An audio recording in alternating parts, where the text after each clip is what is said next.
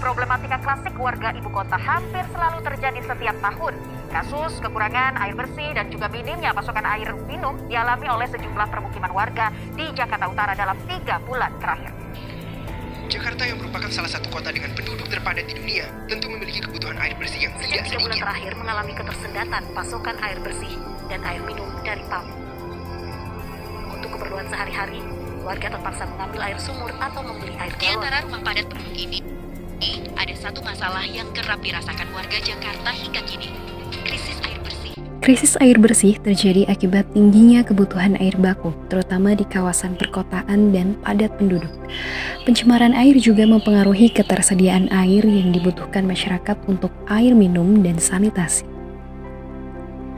Penyediaan air sendiri adalah upaya yang dilakukan oleh fasilitas umum, organisasi komersial, upaya masyarakat atau perorangan, yang mana biasanya dilakukan melalui sistem perpipaan atau pompa. Ada beberapa persyaratan dalam penyediaan air bersih. Yang pertama yaitu persyaratan kualitatif yang mencakup persyaratan fisik, kimia, biologis, dan radiologis.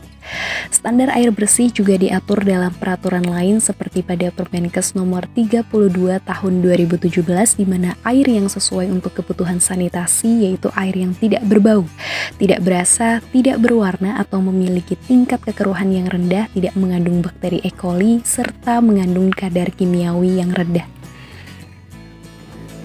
Yang kedua yaitu persyaratan kuantitatif. Persyaratan kuantitatif ditinjau dari banyaknya air baku yang tersedia untuk memenuhi kebutuhan sesuai dengan jumlah penduduk yang akan dilayani.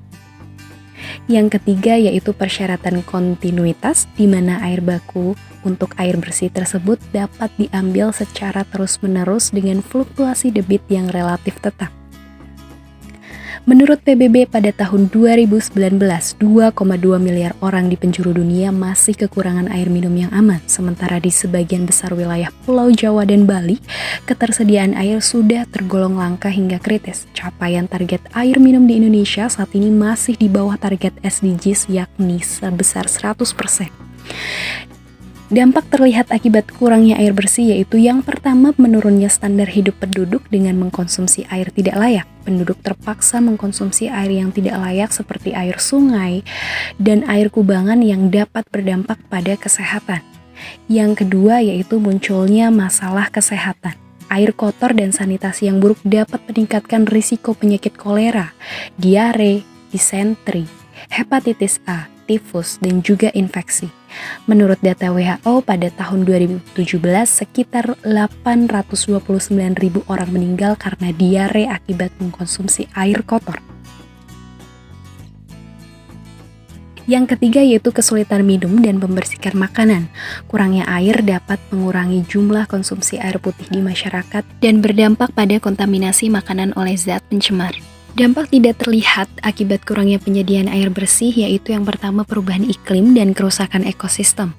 Kurangnya air bersih dapat menyebabkan terganggunya siklus air yang berakhir dengan kekeringan panjang dan mengganggu kelangsungan hidup tumbuhan dan hewan. Yang kedua, krisis ekonomi atau kemiskinan. Masyarakat menengah ke bawah akan kesulitan tentunya karena mereka harus menyediakan biaya ekstra untuk memenuhi kebutuhan akan air bersihnya.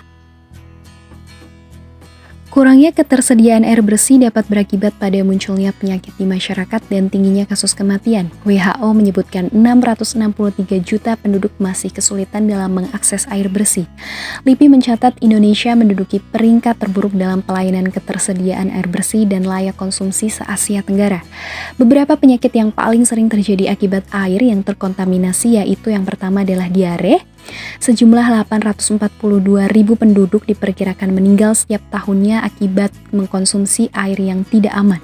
Yang kedua yaitu kolera, penyebabnya adalah bakteri Vibrio cholera yang masuk melalui air atau makanan yang terkontaminasi oleh feses orang yang mengidap penyakit kolera. Yang ketiga disentri, bakteri penyebab disentri masuk dalam mulut melalui air atau makanan yang tercemar. Yang keempat, hepatitis A, ditularkan melalui konsumsi air atau makanan yang terkontaminasi feses atau melalui kontak langsung dengan feses dari pengidap. Yang kelima, tifoid, disebabkan oleh bakteri Bacillus typhus yang masuk melalui mulut.